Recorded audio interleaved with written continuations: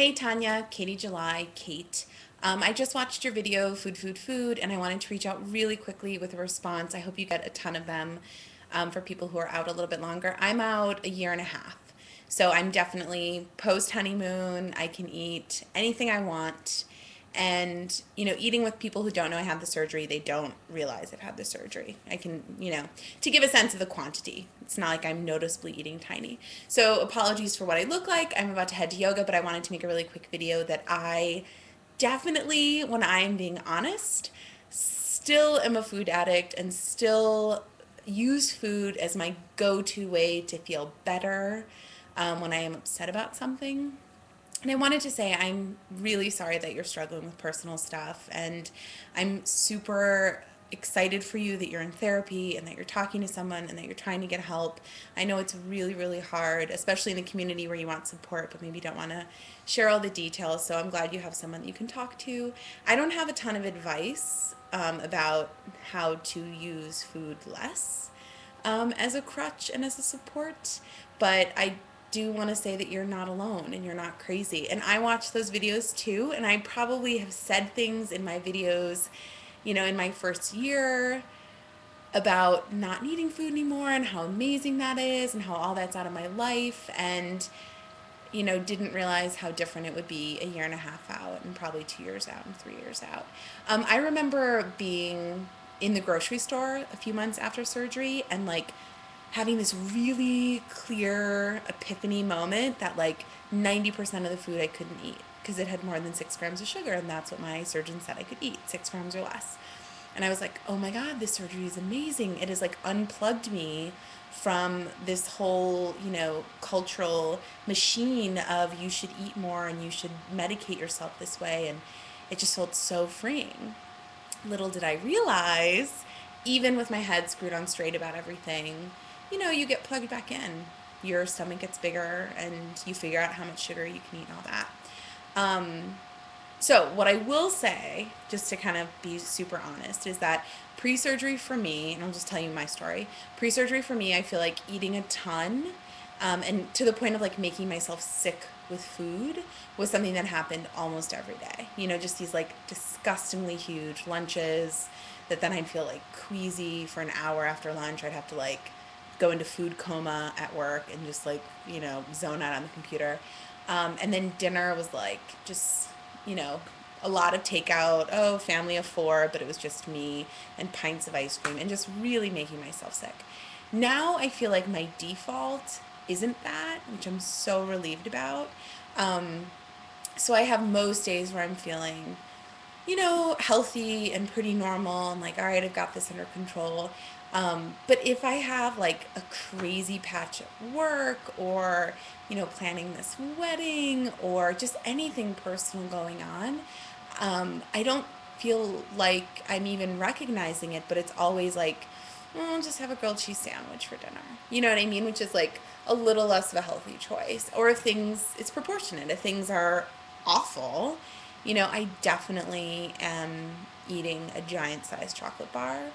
Um, and the foods before, for me to make that made me feel better, the foods before were like the super heavy carbs, fried rice, lo mein, just like a pound of spaghetti in a jar of sauce. And I can't eat those now. I mean, I can eat them, but not enough to feel good about it. So my, comfort foods are the ones that I can eat more of. So, it's more ice cream or sorbet that, slide right through. It's more chocolate, the super refined sugars that just melt in my mouth and I seem to be able to eat tons of them. Or the crispy, crunchy, Cheez-Its popcorn. I don't know why popcorn is like make myself sick food now, but I just can eat so much of it, and it's the quantity and the volume which gets me excited in that like food addict sort of way. Um, I drink a tiny bit, really laying it all out on the line. I drink a tiny bit, not a ton, because I have seen other people in the community struggle with it. And to me, that's, it's a scarier addiction to have than still wanting chocolate when I get upset. So I don't let myself drink a ton. And it wasn't part of my life before. So, I'm not socialized in that way to like go out with friends drinking. But You know, I definitely now, when I'm having a margarita, it's like, oh, how pleasant to get drunk so quickly and to be able to drink the whole evening when I can't, you know, eat the whole evening, but I can drink the whole evening. Um, and that all comes from that same place, that same, like, comfort me, you know what I mean? Make it better, you know, heal me, heal me food kind of place, which, yeah, I mean, it's there, you know. I'm trying to get a tiny bit more zen about it, a tiny bit more, you know, this is who I am. Hi, my name's Kate. I am a food addict. I probably will be a food addict my whole life. I'm trying to, you know, get into other things. So I'm super into yoga now, and I'm, you know, go a ton as much as I can, and that makes me feel really good. But, you know, transfer addictions, like, I am not running every day and getting glee from that. I just am not. You know what I mean? Like, I have tried to do, like, straight up cardio as my transfer addiction. Isn't going to take. Um, you know, it's not going anywhere. It's there, you know? I thought maybe the surgery had cured me. There was a moment where I thought maybe the surgery had cured me. Now I realize the surgery is more like, you know, two little ankle weights just tugging my addiction back, just, you know, putting a little bit of drag on my, like, galloping out of the gate binges that I used to have. But there are still moments where I sit down with a huge bar of chocolate or a humongous bag of popcorn, and I think, you are binging right now, you know, you don't feel good and you need, you know, and I talk myself through it, and I still am like, F this, and I still sit there and eat, or, you know, whatever.